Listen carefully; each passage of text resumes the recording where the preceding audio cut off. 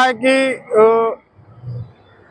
मनुस्मृतीचा पाठ्यपुस्तकामध्ये समावेश करण्यासंदर्भात महाराष्ट्राचे शिक्षण मंत्री आदरणीय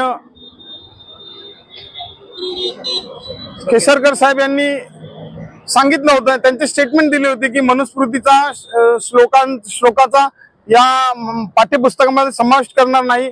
त्यानंतर माननीय या महाराष्ट्राचे उपमुख्यमंत्री अजितदादा पवार यांनी सुद्धा असं स्टेटमेंट दिलं होतं की मनुस्मृतीचा पाठ्यपुस्तकात आम्ही समावेश होऊ देणार नाही आणि झाला तर त्याचा आम्ही चांगल्या पद्धतीने आंदोलन करू, पाठपुरावा करू। ते मनुस्मृतीचा कुठल्याही प्रकारे पाठ्यपुस्तकात समावेश होणार नाही या संदर्भात आम्ही काळजी घेऊ असं सांगितलं असताना या महाराष्ट्राचा एक स्टंटबाज जो कळवा मुंब्र्याचा एक खोटा डॉक्टर आमदार आहे, त्या आमदारांनी चौदार तळ्यावर जाऊन आंदोलन करण्यासंदर्भात तिथं स्टंटबाजी करण्यासाठी प्रसिद्धी करण्यासाठी बौद्ध बांधवांची हे घेण्यासाठी क्रेडिट घेण्यासाठी त्यांनी तिथं प्रयत्न केला चौदार तळ्यावर आंदोलन करण्याचा।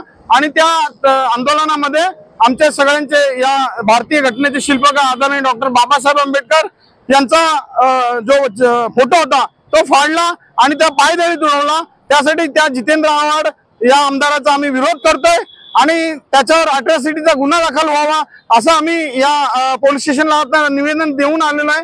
आणि लवकरात लवकर हा जितेंद्र आव्हाड हा कुठल्या धर्माचा आहे, कुठल्या जातीचा आहे आम्हाला काही कल्पना नाही आहे, पण हा प्रत्येक समाजाचा, प्रत्येक धर्माचा अपमान करत आलेला आहे। तुम्ही समजा मुस्लिम समाजाचे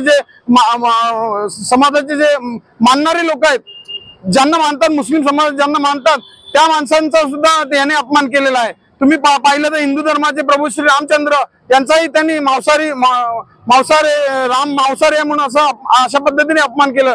असा हा जितेंद्र आव्हाड प्रत्येक वेळी म्हणजे स्टंटबाजी करण्यासाठी, प्रसिद्धीच्या झोकात येण्यासाठी अशा पद्धतीचे कुठले ना कुठले असे हे करून प्रत्येक समाजाची धर्माची भावना दुखावण्याचं काम करतो। अशा जितेंद्र आव्हाडवरती गुन्हा दाखल झाला पाहिजे आणि अट्रॉसिटीचा गुन्हा दाखल झाला पाहिजे अशी आम्ही मागणी करत आहोत।